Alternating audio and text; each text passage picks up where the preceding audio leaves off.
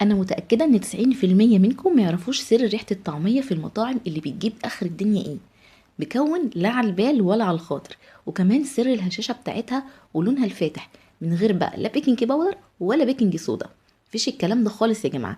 استحاله هتفك منك في الزيت، لا يمكن. من الاخر كده كل اسرار طعميه المطاعم عندي النهارده بامر الله تعالى. هنقول بسم الله الرحمن الرحيم ونبتدي مع بعض. عندي كيلو من الفول المدشوش، جبته من عند العطار، غسلته كويس جدا كذا مره وبعدين نقعته لمده 6 ساعات. في خلال المده ديت انا بغير على الميه مرتين تلاتة وبشطفها وبحط ميه نظيفه، وبعد كده بقوم مصفياه كويس جدا من الميه قبل الشغل. معايا الخضره بتاعتي، معايا حزمتين من الكرات ونص حزمه من الكزبره الخضراء. بديل الكرات لو مش عندكم استخدموا عروق البصل الاخضر، هتديكوا نفس النتيجه. معايا بصلايه كبيره وراس توم كامله مقشراها بالشكل ده، ومعايا كمان معلقتين كبار من الملح. وده يا جماعة أساسي هضربه معايا. وأنا بضرب كل الكلام ده مع بعضه هضرب الملح معاه، هحط الملح معاه وهقول لكم ليه.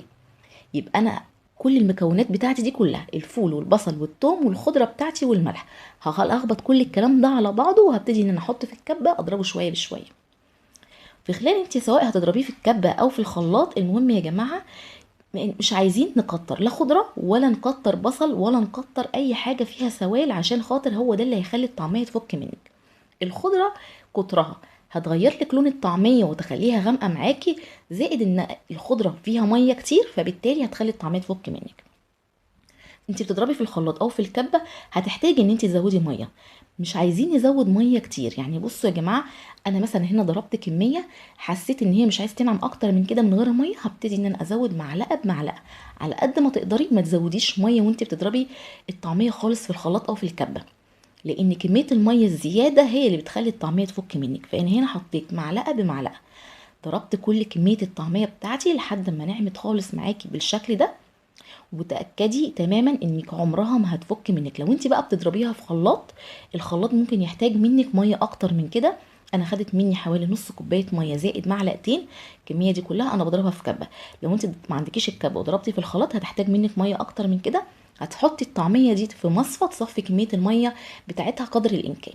المهم ان انا ضربت كل الكميه بتاعتي بالشكل ده، وانا كده ما خلصتش خالص، انا لسه فيها شغل. شايفين القوام الطعميه ولونها حلو جدا جدا. ما ينفعش خالص ان انا اقليها او اخزنها بالشكل ده لان هي كده هتبقى مكتومه جدا.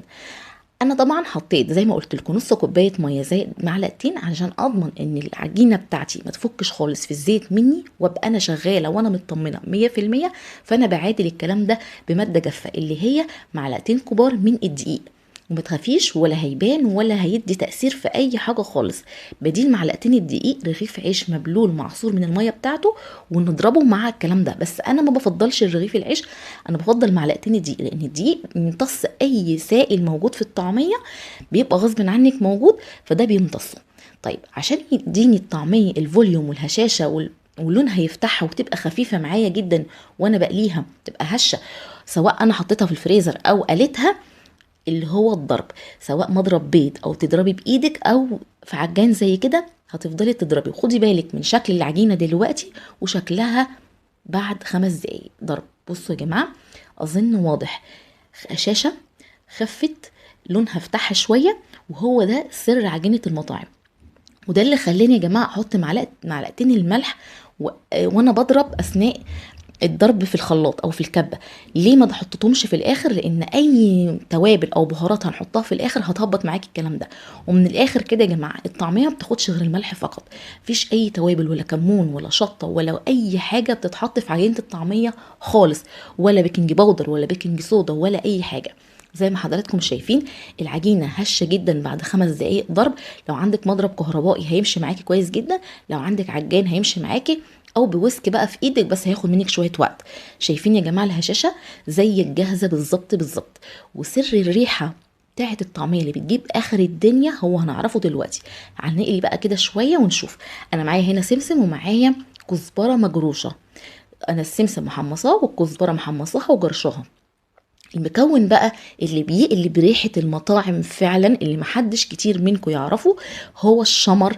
الشمر اللي انا حمصته وطحنته، حطي معلقة منه مع السمسم والكزبرة وادعي لي.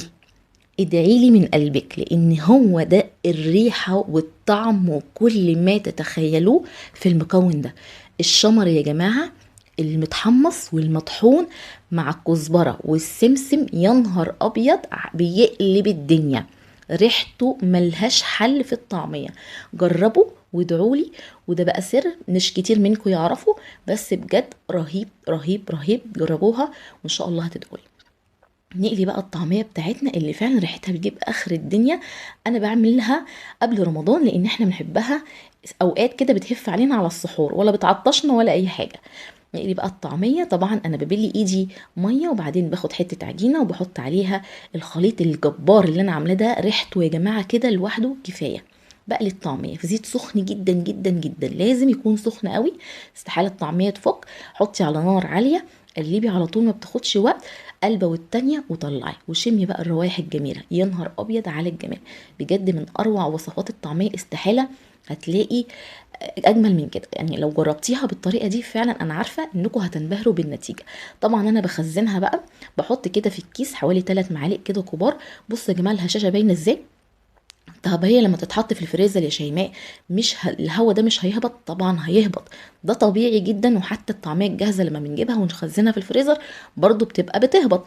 طيب ايه الحل؟ الحل ان انت هتطلعيها من الفريزر، هتضربيها على ايدك او على او في الخلاط او في الكبه، ضربه كده بترجع تهيش زي ما كانت. ولا بيكنج باودر ولا بيكنج صودا ولا الكلام ده خالص، هترجع تهيش. بس هي محتاجه شويه ضرب وخلاص على كده. تضربي معاها بيضايه، تحطي معاها بقى تقليها كده بسمسم والخلطه اللي الحلوه اللي احنا عملناها دي. انا بعشقها بقى بشرايح الطماطم والبصل كده، مفيش احلى ولا اجمل من كده. بس كده. اتمنى يكون الفيديو النهارده عجبكم. اي سؤال اي استفسار اكتبوا لي في الكومنتات. بس شوفوا كده لونها من جوه يا جماعه وهشاشتها، اظن واضح واضح الهشاشه بتاعتها مش مكتومه، ولونها الاخضر زي بتاعت بره، واحلى وانضف مليون الف مره. عملت كام كيس كده هشيلهم لرمضان. كل سنه وحضراتكم طيبين، واشوفكم على خير في فيديو جديد وصفه جديده. شكرا ليكم، مع الف سلامه.